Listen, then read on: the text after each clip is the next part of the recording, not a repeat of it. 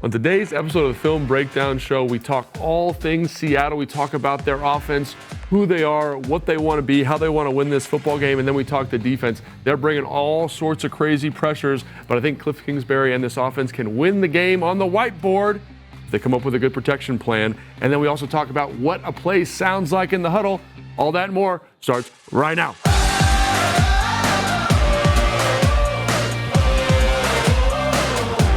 Welcome to the Film Breakdown Show. We are in the Big Bear AI Command Center studio as always. I am Logan Paulsen here with this beautiful voice that kind of exists off camera. Just the guy, Jason, what's up? This angelic voice. And he's over here today, so if I look over to the left, it's because he's over there as opposed to his normal spot behind the camera. Couldn't get that worked out, huh, Jason? No. Today it's over here. Didn't want to set it up over there. And but I'm excited to learn some more football with you. Teach Seattle. Me something, especially with Seattle. Yeah, let's go. So we're going to start with the Seattle offense, and I think the most important thing about Seattle, just when you're thinking, hey, what is Seattle's offense about? They want to run the football because it sets up every other piece of their offense. So let's take a look at this first play here. This is just a little bit of keeper. So we talked about keepers last time. The quarterback's going to do a ball fake here. He's going to boot here, and then they're going to have the kind of receivers work across the formation. This guy's going to work to the flat, and we're going to get a nice three-level throw over to this side of the field. It's a nice way to start the drive on first down. Can I ask you a quick question before you start? Yeah, go ahead. What's the progression for that? Is it deep, middle, short, or is it the opposite way like you just checked off? So yeah, let's talk about it. So usually they say, because basically people think about reads as saying like, I want to get the ball to this guy first. When in actuality, you are using the quarterback's eyes to manipulate coverage. So he should come out here, he should check it to the flat, right? Because if the flat's open, which is this guy, number 88, then the ball can go there right now. The other thing it does is it forces these flat defenders to hold on to the flat. You see this guy right here? Kind of how he's rallying to this flat player. That's what we're trying to do. We're trying to manipulate the defense with the quarterback's progression. So even though most likely the ball will probably go to this player here, we want the quarterback to start with the flat to kind of pull those players up to that throw and then work to this player who's kind of that second level, mid-level throw here in this progression on the keeper. So we're going to start with the run. You see how it affects people. You see these guys over here, like they're playing downhill. They're looking at the run. Their eyes are in the backfield. It's because they run the football a lot. This is first down, easy throw. Now this is a drop, but this is what they want to do. They want to set it up on play action. This isn't a true play action. It's a keeper. The way I distinguish play action is that if the quarterback's set up in the pocket, it would be a true play action. This is a keeper. He's booting out of the pocket. It's a different launch point, so it's a slightly different ball fake and then throwing platform for the quarterback. But this is who they want to be. Play action on first down, get the ball out to their receivers. Okay, that's it. Now. Well, hold on. Let me ask you one question about this. Yes. I know it was a drop, and I love that you're showing me plays where even though they're not successful, it's maybe just a mental error on a player, but the play should have been a big chunk yardage for them. So I love that you're showing me that. But when I'm watching this play, it looks like maybe the receiver that's just underneath who's supposed to get the ball here, he looks like he reaches for it there. Yeah, he's in the wrong, right? Because again, like we've seen this play a lot, kind of block, get to the flat. This is something that like you talk about like when you're looking at like well-designed pass concepts, right?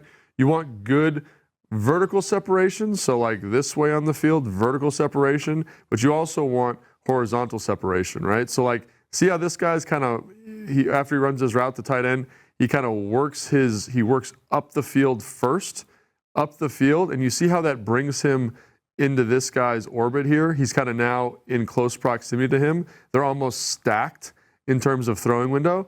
That's bad concept. This guy, this tight end, should be way out, almost over here, to increase this throwing window, right? Because if he's out where that one is, this defender right here has to match near the one and can push out in that direction a little bit more. And you're going to create a better throwing window for the quarterback. So so my question is, does this demonstrate, like maybe that throws him off. I don't know if he tips the ball here or it's just flashes in front of the receiver's eyes there at the last second. Now, of course, concentration, maybe the receiver should catch the ball. Yeah. But what I'm saying is, does this speak to how minute one little mistake can throw something off?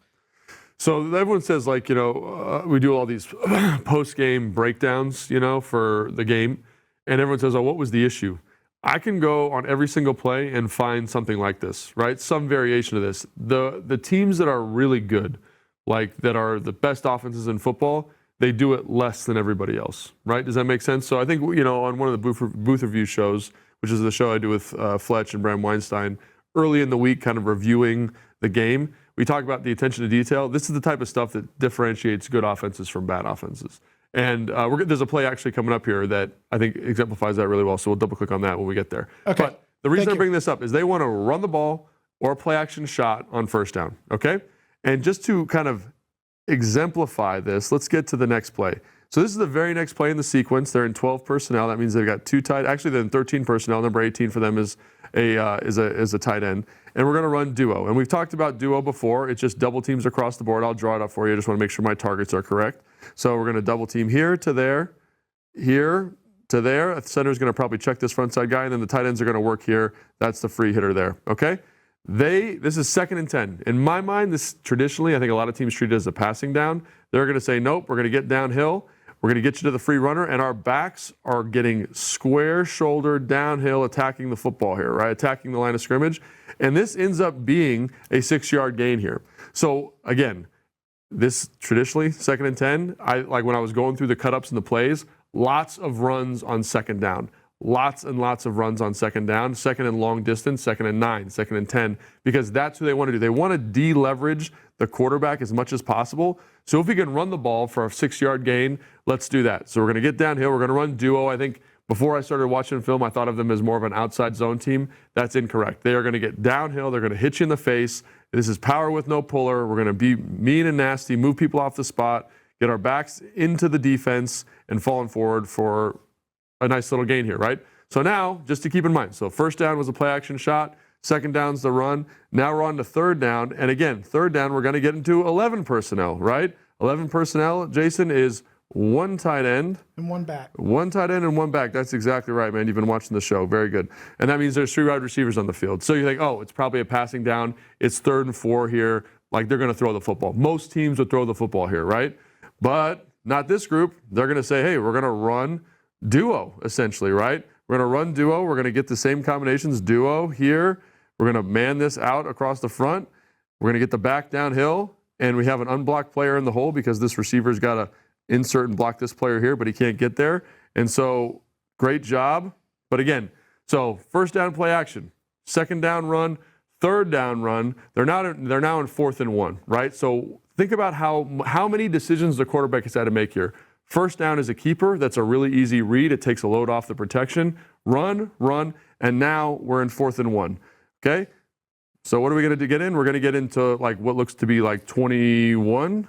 So here, 1 and then 2 backs. So 21 personnel. And we're going to run downhill, right? We're going to get after it here. Play action. Actually, no, we're not going to do that. We're going to run a little play action shot. And look who they do. So what do they want to? Who they want to get the ball to after they run the football? They want to get the ball at number 11. Check out this route, Jason. Watch this inside stem here. Push vertical after he gets the DB to open up his hips.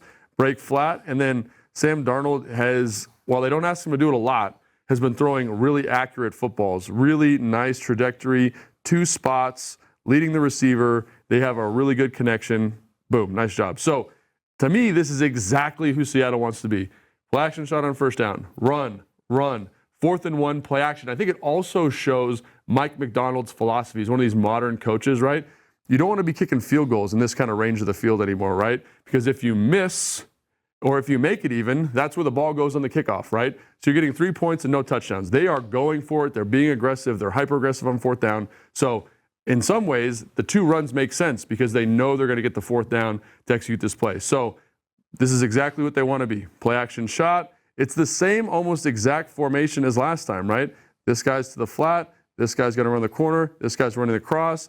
We get to this nice 3-level throw. We have the fullback working over in terms of pass protection responsibilities. Quarterback doesn't need to leave the pocket. It's an easy read because on play action, these guys have all stepped to the line of scrimmage. There's a ton of grass here. We've protected the throw for the quarterback. He knows he can leave the ball up and outside. It's a really good way to insulate the quarterback. So the reason I bring all this up, Jason, is because it's really fun when you see a drive that encapsulate what's an offense and what an offensive coordinator wants to do.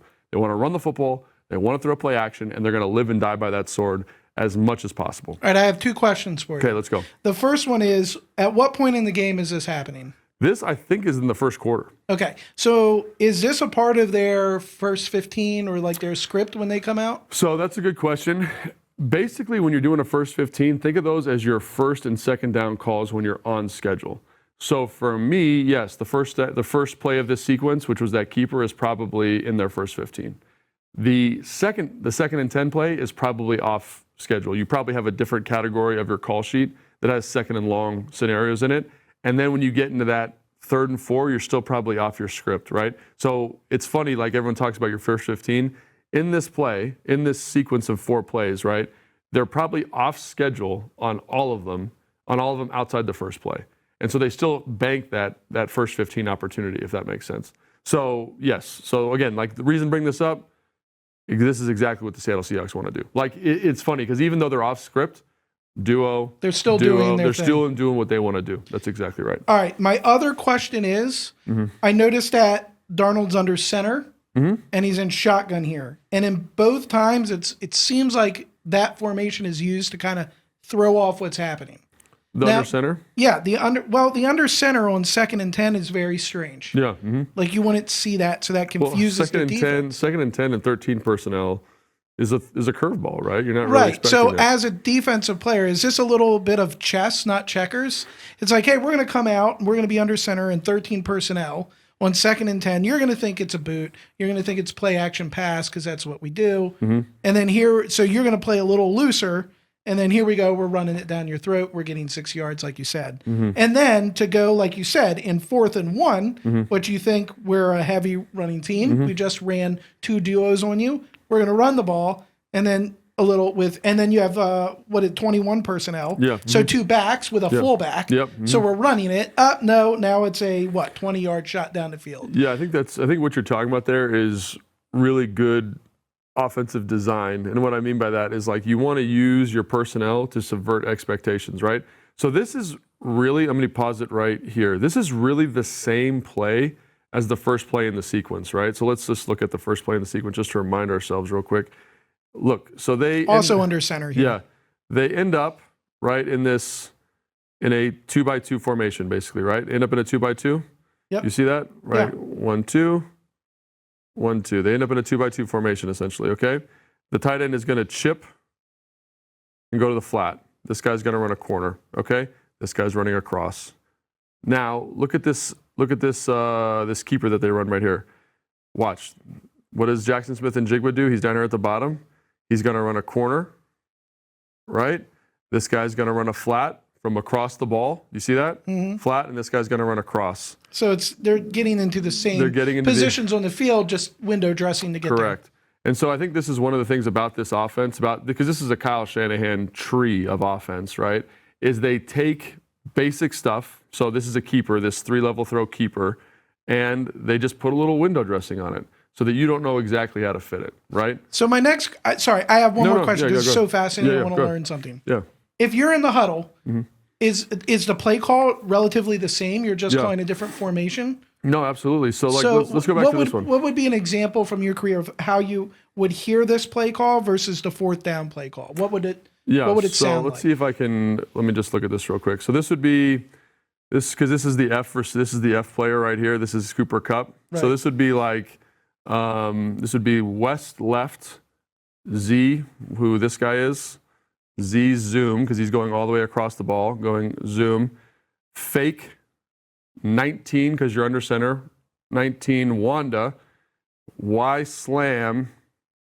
Keep left, Y slam, right? So keep left is telling the quarterback. The fake is telling the offensive line what to do here, right? We're working this direction. Keep is the quarterback. Y slam is the action of him butting the defensive end and going to the flat. You might need to tag F corner, but Cooper Kupp's a smart guy, so he'll remember that. So the whole call would be, let's see if I can remember exactly. So it's West left zoom, fake 19 Wanda, keep left, Y slam, F corner would be the call on this play. Okay. Right? And so how would that compare then to the 4th down play? So let's go to the 4th down play, which is, this would be, So this would be probably something like strong because the fullback, the backfield set. So it'd be pistol strong because the fullback's offset to the tight end. The tight end's right here.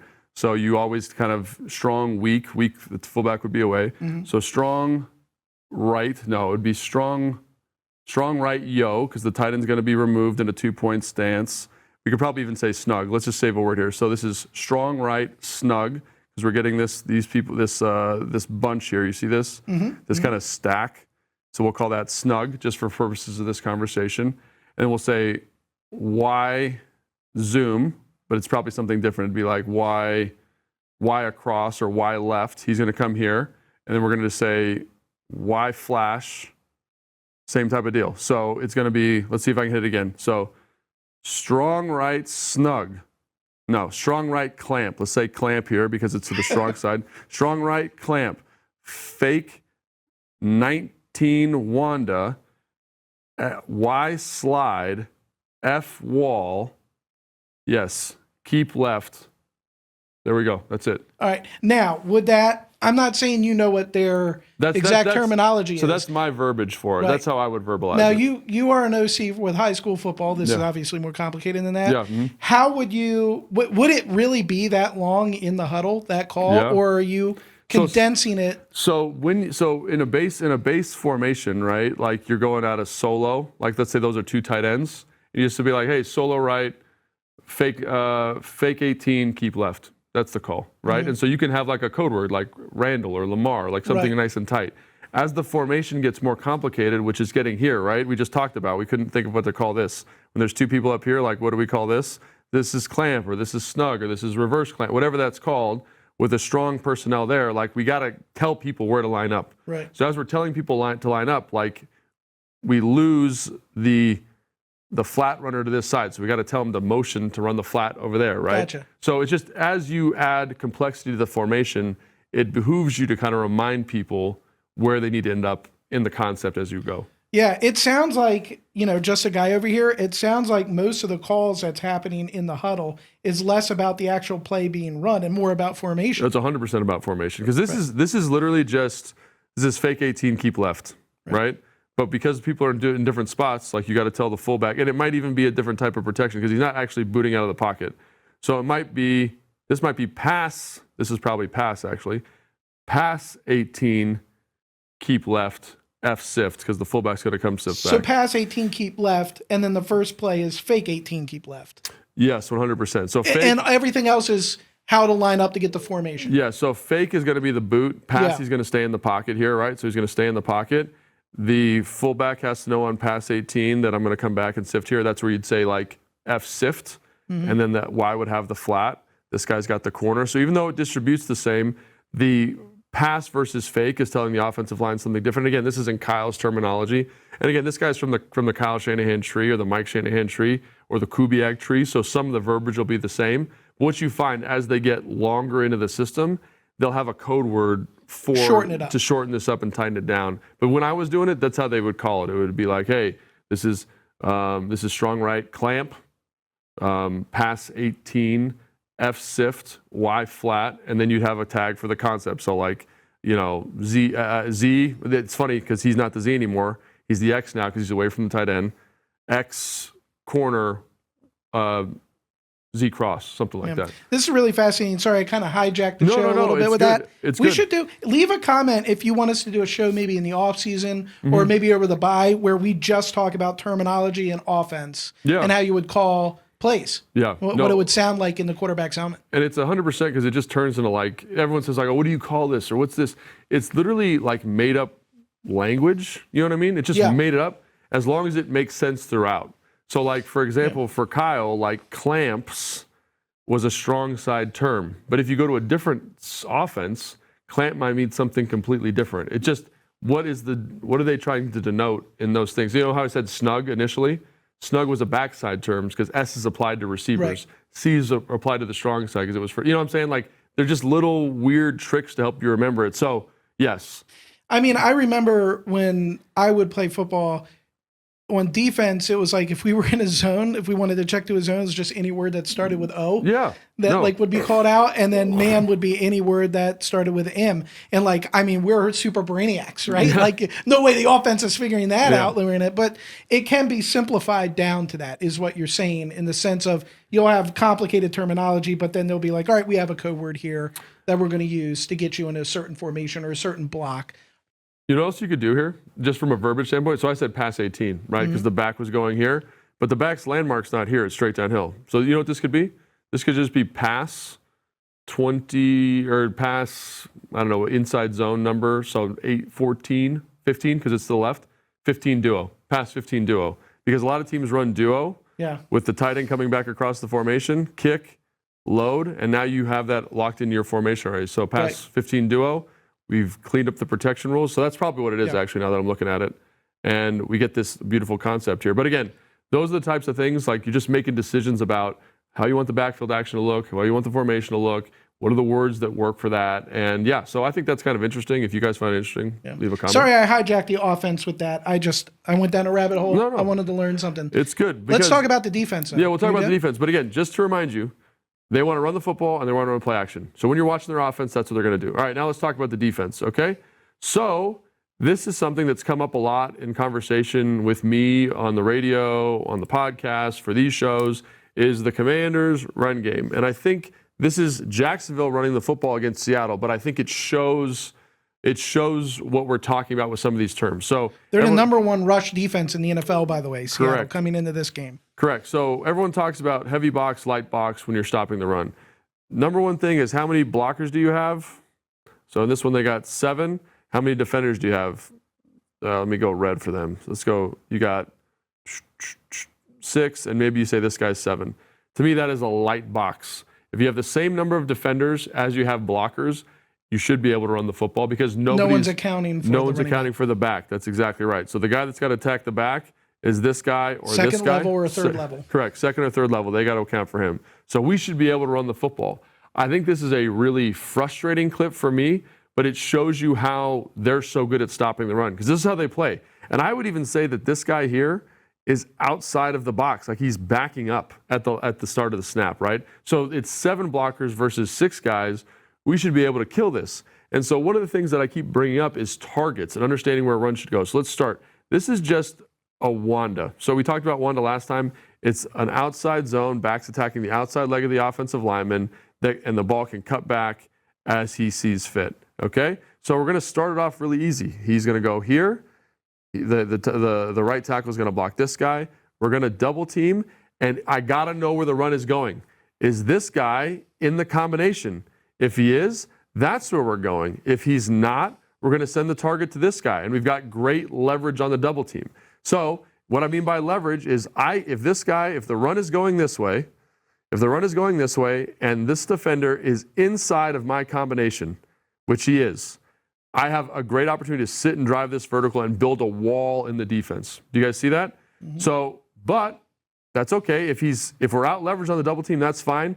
We just have to know that's where we're going, because then these guys have to know that this is where the next combination is going. And then these 2 tight ends have to know that I'm basing here and we're comboing there. We have hats for hats. We are fine. We should hit this. But watch as this play plays out. 90, look at him. 90 right here. Where's my little mark here? 90 splits the front side double, right? So if you're the back, you read it one gap at a time. This gap is closed, right? There's a defender in the gap. As I go, I'm going to cut back. But 90 is playing across the guard's face. He's in this gap. You see that? So I got to play back. Look at this guy, this backside guard. He's got to hit this double team on 99. Watch him vacate this. Whoops. Leave my guy out to dry, and now we have a guy in the gap. So why does he do that? Why does he do that? To me, this is not understanding how the run is targeted. Quite honestly, it's not mental error. I would say it's a mental error, because he is trying to work this combination to an out-leveraged player, right? But this guy, when he backs up, watch the front side guard. Watch this guard. Who's he going to? He's going to 13. So why am I in such a hurry to get to 13? They retargeted this run. Obviously, we didn't get the call. So now all of a sudden, instead of me having to really stress and work across the ball here on this combination, no, we're in good. We just talked about, we got good leverages, right? We're here, boom, boom, nice and vertical, boom, boom, nice and vertical. And now we can even play back, and I can work here to the safety. That's what we've done here by retargeting this run. But I missed the call, or I didn't get the new mic point, whatever it is. And now we've got 2 guys on 1 defender with a bad double team on the backside, and the back's going to get tackled for a loss, right? It gets strung out. There's nowhere to go, and he gets tackled for a loss. That, to me, people say, what's going on? How do you not run? It's that type of stuff. It's little details like that. Can we get our communication better? Is this guy, let's start with, is this guy in the box or is he out of the box? Easy. Center, what are you doing? What's the call? If he's in, great. Let's take our combinations there. If he's not, then he's not. Let's re-mic it and make 13 the mic point. So that's the type of stuff where it's like targets are so important, because I guarantee you this guard, I don't know who he is, but this guard right here would be much, much thicker on this guy if he knew that he was going all the way back to this player here. Who makes that call on where the mic is? It depends and the on the mic offense. means, middle linebacker. It depends on the offense. So mic is a colloquial term that I picked up somewhere along the line where it's like that's how they target the run, right? So like that's where middle, right. You get really nuanced here in terms of how you want to target it. So basically what I would say is the target or the mic point is where the first combination is going, right? So the center's first combination, if we mic this guy, is going there. If the center's first combination is this guy, we're going here, right? So I was wrong. It's not always the middle linebacker. Remember we talked about offensive verbiage? We just talked about that? Yeah. It can be, depending on your system, or it could be the first combination. Gotcha. Or it could be just like, hey, that's where we're working. Sometimes, let's say this guy's not in the shot. I've been in offenses where the first combination is going literally to air. And you have to know that they're going to air based on the call. Like, there's a million different ways to do this, is my point. However, whatever Jacksonville's way, I'm already getting fired up. I'm getting sweaty just thinking about this. I'm turning to Fred. If whatever your communication is for this, call it and get it targeted, because we have an opportunity for a good run here. Instead, like again, and this is another reason I put this clip on here. This guy's a beast. This guy's a beast. He allows them to play light boxes. But I don't care how good you are. If you 2 guys, you're NFL football players, NFL offensive linemen, run your technique, get to a high leg, sink the double team, drive this guy off the ball, don't allow penetration. We got a shot, but we don't. There's nowhere for the back to go. Like, he can't cut back anywhere because there's bodies throughout this look. This is to me why the run target is so important. They're going to give you a light box. They're going to give it to you. Can we get 8 hands on a guy, 4 hands on a guy? Can we blow these people off the ball and create some movement here? I think so. It's just we got to make sure we're targeted correctly. That's really what it comes down to. So what are they doing that's making off it? Because it's not just this play that makes you the best rushing defense in the league. So what are they doing to confuse teams or to blow up these assignments for the linemen, miking wrong, mental error? What are they doing as a defense, and how can we combat that? Jason, that's the best question you've ever asked on this show. One is this team, the Seattle Seahawks, play with a lead. When you play with a lead, you see less runs. Okay, that's the first thing. So this is a little bit of a spurious correlation between their offensive production. So they don't give up as many yards because the other team has to throw to catch up. Yeah. Now, I'm going to give them their flowers. This is a tough look here, right, for an offensive group. When this guy starts backing up, so like if they just stayed here, and this is the box look we're getting, it's easy. There's 7 guys. Let's target the 7 people. Let's run the ball. But watch how he slowly starts to back out. So on the fly, he's not in the count anymore. You see that, how they're doing that? It's just a subtle bit of doubt. And this is an easy thing to block, I think, in my opinion. But this is a subtle thing that creates a little bit of doubt in one person's mind. So who created the doubt? It's this backside guard. He's the guy that gets the doubt in his mind. So all of a sudden, he didn't get the new target, and now we've got all this run through to the front side of the run. You see that? It's just a subtle thing. And so think about when the Commanders played Dallas, and they're bringing Sam, nickel, strong safety pressure. They're stunting the line. Who's in the box? It's going to get crazy. This is a small example of how a little bit of movement in the run surface can make it really hard to target a run. So I just wanted to point this out because, again, they're going to give this to you. They're going to give you an opportunity to run the football versus the light box. We have to execute. And again, these 2 guys on the interior are absolute studs, but I think we've got enough good football players we can take advantage of it. Okay, so now that I'm all worked up and sweaty over here, let's talk about this. So not as sweaty as Fred. That's exactly right. So one of the things they do a great job of is they do a great job with their sim pressures. Okay, so this is third. What is this? Third and 11. Sim pressure is Simulated pressure. So they're going to act like they're going to bring, in this case, it would be one. Let me see. Can I count? 1, 2, 3, 4, 5, 6, 7. They're going to act like they're going to bring 7. I think they end up bringing 5 on this particular look. Yeah, armchair quarterback me is like, oh, they're coming. Yeah, and in a sim pressure, you probably get to 4. So you're not actually bringing an extra one. I think they bring 5 here, but let's take a look at it. So watch what they do. So they basically get to here and watch these two guys away are going to buzz to different zones, and they're going to find a way. We always talk about targeting your protections, right? So what they do is they put a big over here, they put a big over here, they put a big here, and they put a big here. All these dudes are small guys. The 42 is a linebacker, 13 is a linebacker, 3 is a safety. So basically they said, you better send your protection, send your slide to these big guys over here, because you don't want the back to have to block those guys. And when they do that, they leave you open to a 4-man overload strong. So let's look at it here. They run. It ends up being a 5-man rush. He's going to loop for contain. Down, down, down, down. And they get a free run to the quarterback because of their design. Boom, right? Free run to the quarterback, errant throw, incomplete pass, right? So that's one thing that they do that makes them really special is they find ways, because we always talk about it, to create a 4-man rush overload on 2 or sometimes 3 pass protectors. Now, all right, as an offense, how do you deal with that? Because it feels like you can't assume that they're going to do that. You have to slide protection to the big guys, right? So sometimes, and this is where film study comes an advantage. So if I was a psycho, and for this show, and I am a psycho in real life, but not for this show. Because if this was real life, I would go through every third down cut up and be like, how many times do they drop these 2 players out? And they do it a lot. I don't know how many times they do it. So what I'm going to tell the offensive line in the week is like, the second you see this dude go like this, we are bumping this protection back, right? We're bumping the protection back. So you're away. Doing it post snap. Oh, you can do it that way, right? Yeah. Like, hey. That's fast. And our guys have done this. They've done a good job of this, right? But we got to make sure we're seeing it the same way. And first off, if we can get that done, and then the problem is that all 3 of these guys have to see it the same way. Right. That's right. That's why it's hard to build this out. And that's why this is good. Like this is the defense. Mike McDonald's defense is the defense that's sweeping the NFL because of not what they're doing on first down, because of this stuff, right? And so the real cherry on top here is like, this is what makes it really hard. Because you say, okay, let's see what coverage they drop to, right? Okay, they're going to drop to some type of 3 deep. 1, 2, 3. So some type of cover 3 with 3 underneath. So on 3rd and 11, I'm just going to call my 3 deep, 3 underneath beater, and I can get the ball out really quick, right? I know that's what they're going to run. Give me a quick draw up at the snap here, a 3 deep, 3 under beater. So an easy one, boom, boom, boom. That'll be 3 deep.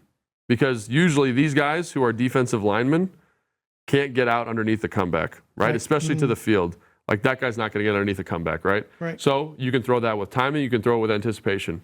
Boom. And money. You can get it out quickly. Yeah, you get it out quickly, right? Throw it with timing, throw it with anticipation. It's kind of what they're trying to get to here. Look at it. So they're trying to run this. See how they're trying to run to the sticks? I'd say don't get so deep, receiver. Be on your details. We don't need to get that deep on these routes. But it is 3rd down. They're trying to get out there. Right. But I would say you're probably running this at 12. Run it to 12 because look when the quarterback's ready to throw the football. You know what I'm saying? We got to get the ball out. Anyway, so that's what I say, okay, we'll run our cover 3 beaters, right? Okay, this is a different pressure. It's the same pressure, but watch. So they're going to get in this look. We talked about they're going to send the slide over here to the bigs, to the offensive left. Boom, they're going to send the slide this way. Watch.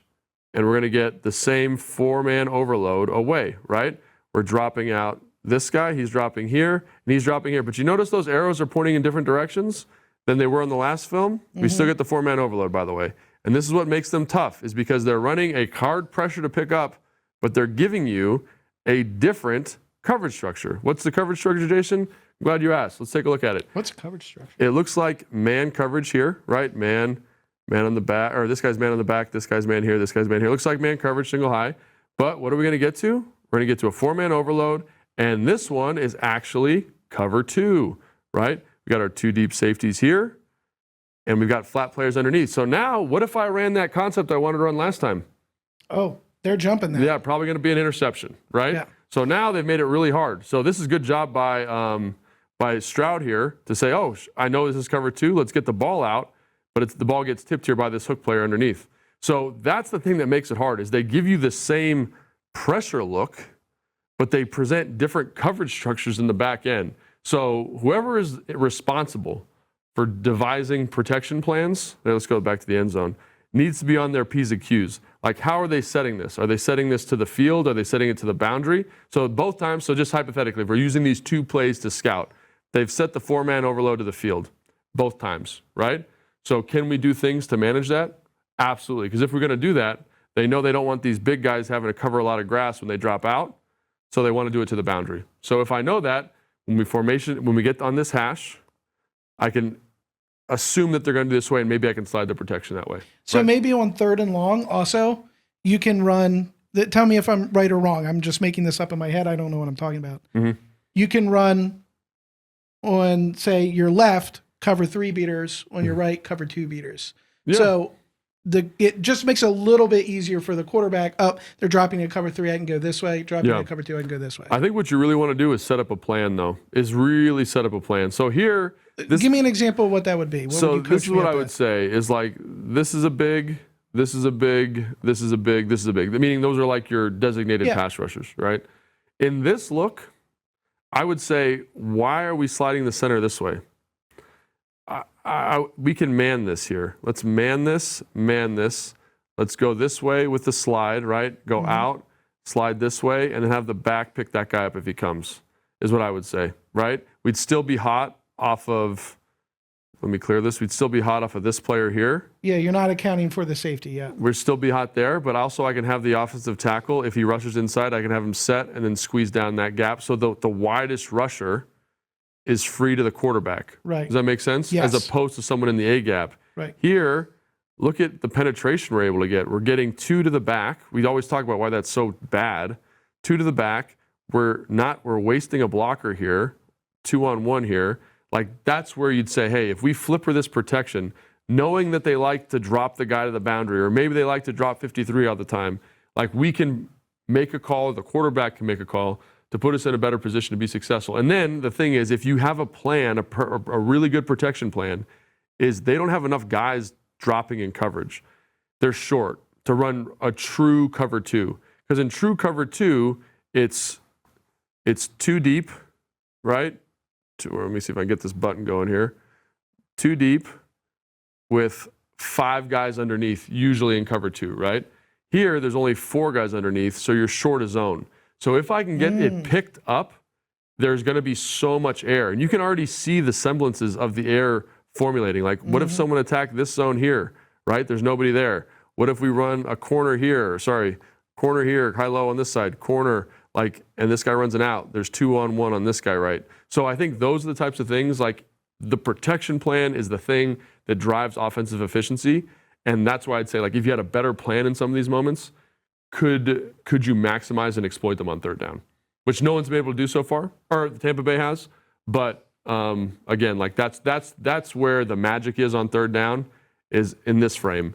How do we get these 5 or 6 guys, these 6 guys, on the right people so that we can throw the football down the field? Does that make sense? Yeah. Cool. So I'm juiced. I know, me too. I get juiced up talking a little defense, talking a little pressure packages. I love doing these with you, Logan, because I just watch TV copy, right? I don't have film or anything like that, and you can't. I don't care what anybody says. You can watch TV copy. You can't see all these nuances. Dude, Jason, even look at this. You can't. Jason, look at this. We went on the hard count. We know this guy's dropping out. We know this guy's coming in. We can't get a re-mic here. We can't re-target this protection. We should be able to. Man, you're fired up. We should. Yeah, I'm fired up. I get fired up about this stuff. But that's going to do it for today's film show. If you want us to break down something specifically, please leave it in the comments. And like Jason said, if you see something, this is a new show. So if you see something that you like, that you say, oh, I want more of that, leave it in the comments. We're very flexible. Just the 2 of us. We can do whatever we want. But that's going to do it for today's show. Please make sure you like and subscribe. And that's it.